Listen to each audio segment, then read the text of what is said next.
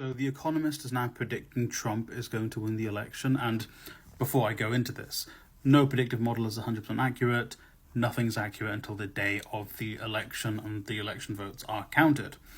But it seems that Harris's campaign of running as a Republican, a George Bush era Republican, isn't working. The Dick Cheney endorsement hasn't helped. It's harmed her. The deciding to be tougher on the border than Donald Trump hasn't helped. The most lethal military force hasn't helped. Refusing to get an arms embargo hasn't helped. It's almost like trying to emulate Trump's policies on the big issues isn't gonna be what gets you elected.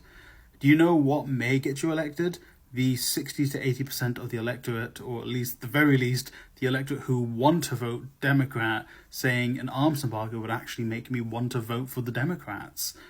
Well, saying I'm not going to do that seemingly isn't helping your chances of winning the election. See, when it comes to brass tacks, you listen to the constituents, you listen to the people who actually are willing to vote for you, instead of trying to chase the more right-wing, more, they say centrist, but they're right-wing voters, because you think they are disillusioned from Trump. And yeah, Trump has probably lost some voters, 100%, but his rhetoric has also moved away from the isolationist rhetoric that he had in 2016 to the more classical neoliberal capitalist rhetoric, plus the racism.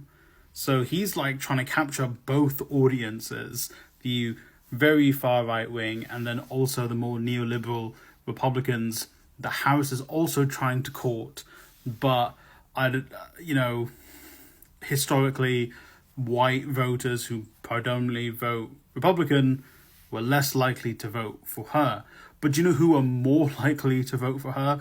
The left-wing voters who, even the uncommitted movement, were like, hey, arms embargo, we'll definitely vote for you. Or at the very least, it was, let a Palestinian speak, we'll endorse you and get people to vote for you. But instead, the Harris campaign decided, no, we're going to be more right-wing than Donald Trump in some of the big policies, immigration, military spending, foreign affairs. She decided, we're going to go right-wing on that, and people are going to vote for us. And it's like, the people who support your domestic policies are going to vote for you anyway.